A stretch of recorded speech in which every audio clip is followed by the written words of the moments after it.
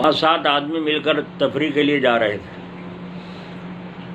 جنگل میں کو پہنچ گئے، پانی وانی پیا، پھر دیکھا وہاں جو کنواں تھا اس کنویں کے پاس چمڑے کے بڑے بڑے جوتے نکلے ہوئے ہیں 2۔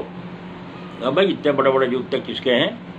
تو اندازہ لگایا کہ یہ جو کھیت والا ہے اسی کے ہوں گے، اور یہ کھیت والا اپنے جوتے یہاں کنویں پہ نکال کے کھیت میں کہیں کسی جگہ کام کاج کرنے کے لیے گیا ہے۔ تو ان میں دو تین نے شرارت کی اور یوں کہا بھائی ایک تفریح کرتے ہیں۔ کہنے لگے کیا تفریح کے لیے؟ تو آئے ہیں نا گھومنے کے لیے، تو تفریح کریں گے۔ اور تفریح کیا کی؟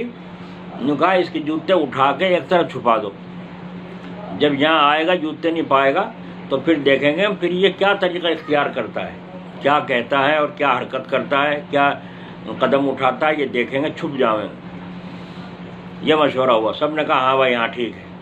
وہ جو ان میں ایک اللہ والا تھا اس نے کہا خدا کے بندو ذرا سوچو تو صحیح، سوچو تو صحیح، ایک آدمی کو پریشان کر کے تم اپنا جی خوش کرنا چاہتے ہو؟ ایک آدمی کو پریشان کر کے اپنا جی خوش کرنا چاہتے ہو؟ میں تمہیں ایسی ترکیب نہ بتاؤں کہ جو اس کا بھی جی خوش ہو جائے اور تمہارا اس سے زیادہ جی خوش ہو جائے؟ انہوں نے کہا بھائی وہ بتاؤ جی کیا بات ہے، وہ کیا طریقہ ہے؟ تو ان بزرگ نے فرمایا تم ایسا کرو، اگر میرا کہنا مانتے ہو، اس آدمی کے جوتوں میں دونوں میں پیسے ڈال دو، سب پیسے جس کے پاس جتنے ہیں اکٹھے کر لو تھوڑے تھوڑے، اور اکٹھے کر کے دونوں جوتوں میں اس کے پیسے بھر دو، ڈال دو، اور چھپ کر دیکھو تماشا یہ آ کے کیا کرتا ہے۔ ٹھیک ہے جی، سب کی سمجھ میں آ گئی بات، اور انہوں نے اس کے جوتوں میں دونوں میں پیسے ڈال دیے اور چھپ کر دیکھنے لگے۔ اب وہ کھیت میں سے کام کر کے اپنا آیا اور آ کر کے اس نے جو پیر جوتے میں دیا تو وہ جوتے میں دیکھا یہ کیا اٹ گیا۔ اس نے گھبرا کے ایک دم سے پیر نکالا اور نکال کے جوتے کو جھاڑا، جب جوتے کو جھاڑا اس میں سے روپے نکلے۔ اس وقت تو زمانہ چاندی سونے کے سکوں کا تھا۔ جب وہ گرے نیچے کہ نہیں یہ کیا چیز ہے؟ عجیب قصہ ہے، عجیب قصہ ہے، یہ کیا چیز ہے؟ بس اس نے خوشی کے مارے پھولنا نہیں سما، کبھی اوپر کو دیکھے، کبھی پیسے کو دیکھے، کبھی جوتے کو دیکھے۔ پھر پریشان سا ہو کے اس نے دوسرے جوتے کو جھاڑا۔ دوسرے جوتے کو جب جھاڑا تو اس نے سوچا کہ اس میں دیکھو کیا ہے، اسے جو جھاڑا اس میں سے بھی روپے نکلے گرے۔ بس کیا پوچھو، تو یہ اپنی آنکھوں کو مل کے یوں دیکھ رہا ہے کہ کہیں خواب میں تو نہیں ہوں، میں جاگ رہا ہوں کہ خواب میں ہوں۔ اس نے آنکھ کو رگڑ کے دیکھا تو واقعی تو سامنے ہے، موجود ہے، جاگ رہا ہے، کچھ سن نہیں رہا ہے۔ کہیے صحیح مجلس ہو رہی،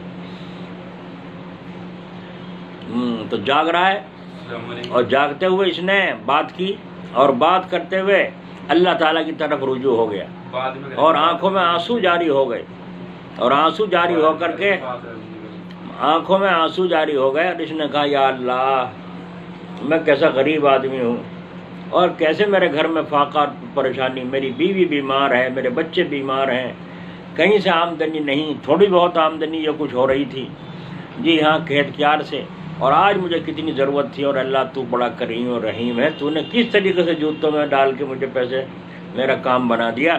اور آنکھوں میں اس کے آنسو، اور جھوم جھوم کے اللہ کا شکر، اے اللہ میں تیرا شکر ادا نہیں کر سکتا، اے اللہ میں تیرا شکر ادا نہیں کر سکتا، جھوم رہا، اور یہ چھپے ہوئے دیکھ رہے ہیں۔ تو جتنا وہ پیسے لے کر بڑے میاں خوش ہو رہا تھا، اتنے ہی یہ نوجوان جو تفریح کے لیے وہاں گئے ہوئے تھے اس کو دیکھ کر بولو جی خوش ان کا کتنا ہوا ہوگا۔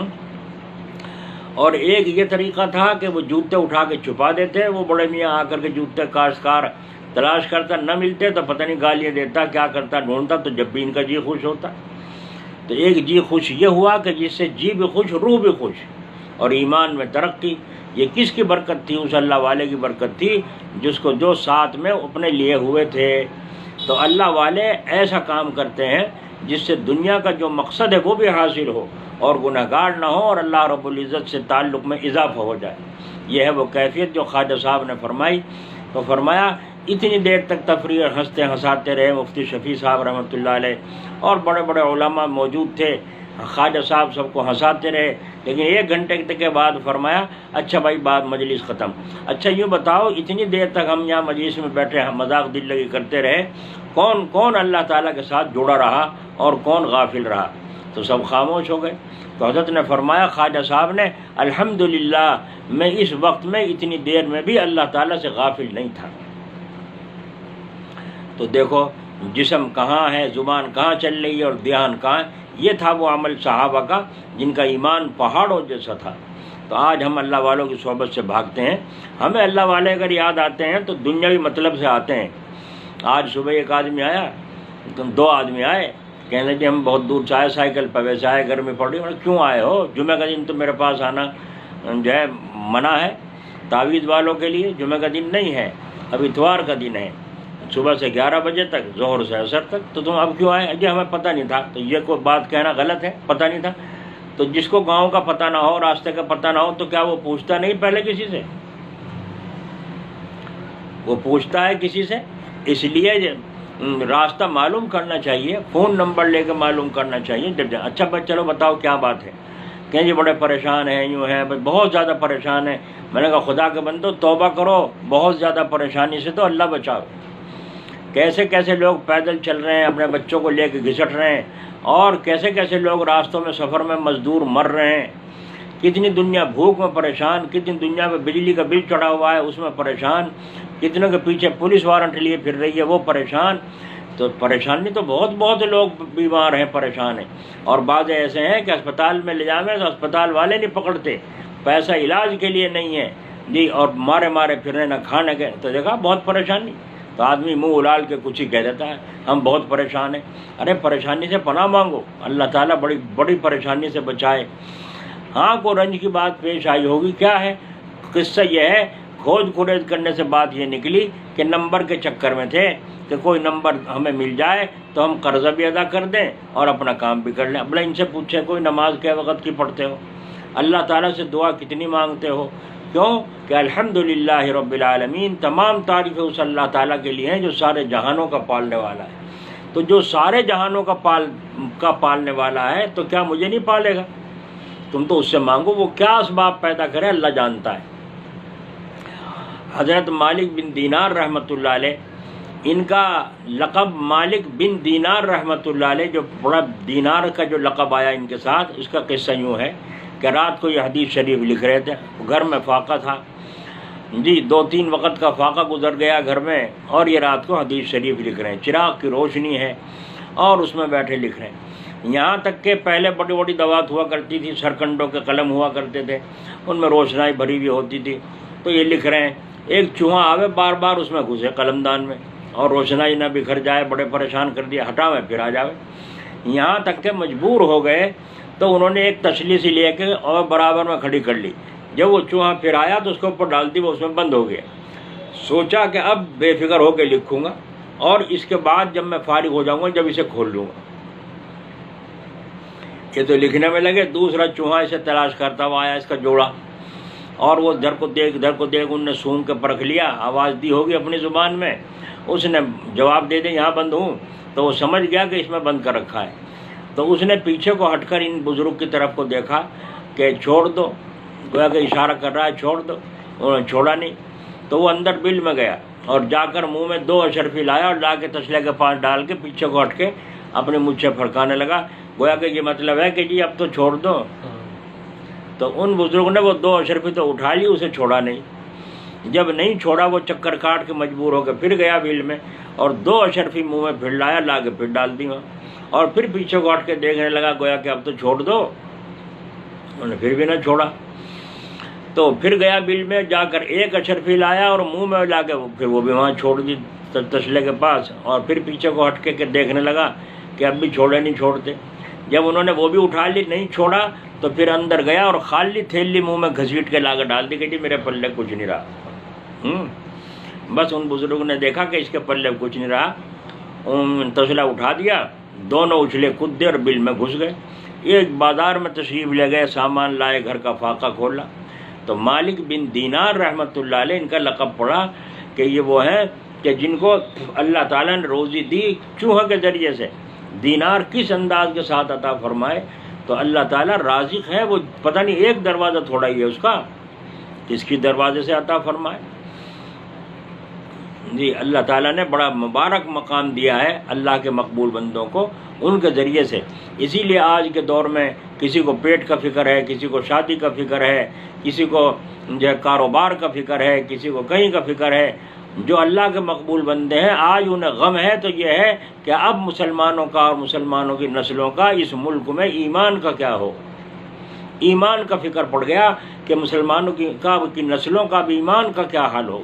یہ تو ابھی تو آپ دیکھ لیجئے، رمضان شریف میں تو نماز پڑھ بھی رہے تھے، اب وہ بھی ختم ہو گئی. مسجدوں میں جا نہیں سکتے، گھروں میں پڑھنے کا اہتمام نہیں رہا. ہم یوں کہتے ہیں گھروں میں جماعت کرو، جو کوئی پڑھا سکتا ہو، پڑھانے کی طاقت رکھتا ہو تو گھر والا وہ نماز پڑھائے، نامحرم ہو تو پیچھے پردہ کر لیں، پیچھے عورتیں کھڑی ہو جائیں، آگے مرد ہو جائیں، بچے کھڑے ہو جائیں. ہر گھر میں جماعت بنا لو، مسجدیں بنا لو، وہی کام کرو. آج جماعت کا کام بند ہو گیا، مرکز بند ہو گیا، جماعتوں کا آنا جانا بند ہو گیا، تو کام کو کیوں مسلمان چھوڑ کے بیٹھے ہیں؟ اسی طریقے سے لوگوں کو دعوت دینا، ایمان کی دعوت دینا، اعمال کی دعوت دینا، مسلمانوں کا اکرام کرنے کو سکھانا، نماز کے فضائل و مسائل سکھانا، وہی دعوت کا کام برابر کرتے رہنا چاہیے. نماز مسجد ہی کے لیے خاص نہیں، ساری زمین مسلمانوں کے لیے مسجد ہے. تو دعوت تبلیغ کا کام بھی پوری دنیا کے لیے ہر وقت کرنا ہے اور ہر زمانے میں کرنا ہے. ہو جاؤ مرکز بند اگر ہو گیا تو ہم مرکز کے محتاج چھوڑیں گے، ہمیں تو اپنا کام کرنا ہے. تو جو میری بات یہ سن رہے ہو میرے بھائی، تو وہ اپنے کام کو دعوت تبلیغ کے جاری رکھیں. جو اپنے پاس آئے ان کو بھی، اور بھی کچھ نہیں، اپنے گھروں میں بچوں کو فضائل کی کتاب میں سے حکایت صحابہ ہے اور ایمان والوں کے قصے ہیں، ان کو سنائیں، بتائیں، تاکہ ان کو ایمان کا پتہ چلے کہ آمنت باللہ کا کیا مطلب ہے، کہ میں ایمان لایا اللہ تعالیٰ پر. تو آج ایمان کے بچانے کی بہت زیادہ فکر ہے. اگر بھوک میں رہے، اب کھانے کو نہ ملا، ہم نے کوشش بھی کر لی، نہیں کچھ ملا، زیادہ سے زیادہ مر جائیں گے.